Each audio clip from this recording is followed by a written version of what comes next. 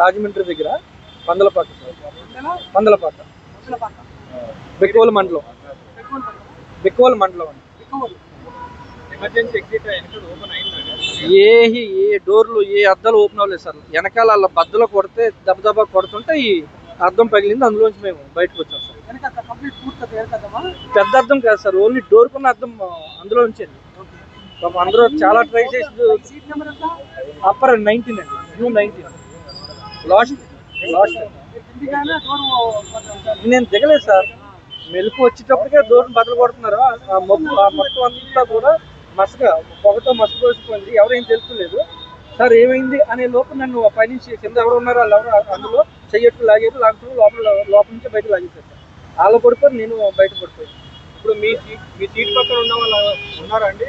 నాది single seat అండి. Upper కింద కూడా మరి ఎవరు ఉన్నారో తెలీదు. నా పక్కన డబల్ అండి. ఓకే అండి. ఓకే.